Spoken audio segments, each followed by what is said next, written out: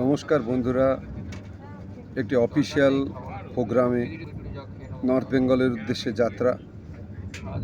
এবারের আমাদের গন্তব্য দার্জিলিং, শিলিগুড়ি। ট্রেনে যেতে যেতে প্রাকৃতিক সৌন্দর্য, নৈসর্গিক শোভা দেখতে দেখতে সময়টা কেটেই যাবে, বুঝতে পারছি। ধীরে ধীরে যেমন যেমন আগত স্টেশনগুলি আসবে, তার পরিবেশ আসবে, পরিমণ্ডল আসবে, আপনাদের সামনে হয়তো শেয়ার করব। এ শেয়ার জানানোর উদ্দেশ্যে নয় যে আমরা এমন একটা জায়গায় চলেছি। এ শেয়ার মনের মধ্যে এক উতাল পাতাল আবেগ, সেই আবেগজনিত ঘটনা।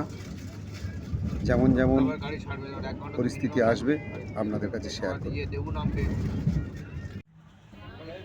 আমাদের এবারের যাত্রা ছিল হামসাফার এক্সপ্রেসে। শিয়ালদা থেকে রাত্রি 11:40 হামসাফার এক্সপ্রেস একদম এক্স্যাক্ট টাইমে ছেড়েছিল।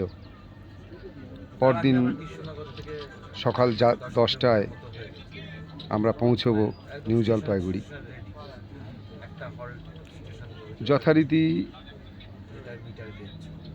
11:40 ছাড়ার পর আমরা নিজেদের শয়নের ব্যবস্থা করে নিলাম সবাই মিলে। ট্রেনের মধ্যে আমরা ছিলাম আমি এবং আমার অফিস কলিগ, এবং সঙ্গে সামনে সিটে দুই দাদা ছিলেন। তারা একজন ছিলেন কসবা থেকে এবং একজন শিলিগুড়ি অঞ্চলের বাসিন্দা। অনেক গল্প শুরু হয়ে গেল, কথায় কথায় রাজনৈতিক গল্প তো থাকবেই।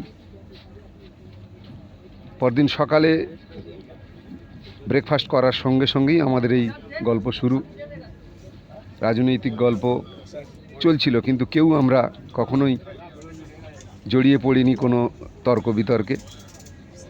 আর সেখানে তো আমাদের বাংলার কথা তো থাকবেই। তবে বারবার যে কথা ফিরে আসছিল, এই ট্রেনে যাত্রাপথের নৈসর্গিক শোভা। শুরু হয়ে গিয়েছিল আলুয়াবাড়ি থেকে চা বাগানের দৃশ্য। দুদিকে চা বাগানের দৃশ্য দেখতে দেখতে মন ভরে যাচ্ছিল। বারে বারে বিভিন্ন ফটোগ্রাফি নিচ্ছিলাম ট্রেনের কামরা থেকে। হঠাৎ এক জায়গায় ট্রেন দাঁড়িয়ে গেল। ক্লোজলি চেষ্টা করলাম চা গাছগুলিকে লক্ষ্য করার জন্য, এবং চা গাছের ফাঁকে ফাঁকে বিভিন্ন ছোট্ট ছোট্ট গাছ, লতানো গাছ ওর দেখছিলাম। গাছের গায়ে লতানো গাছগুলো দেখে যখন কিউরিসিটি হচ্ছিল, তখন এক দাদা বললেন ওগুলো গোলমরিচের গাছ।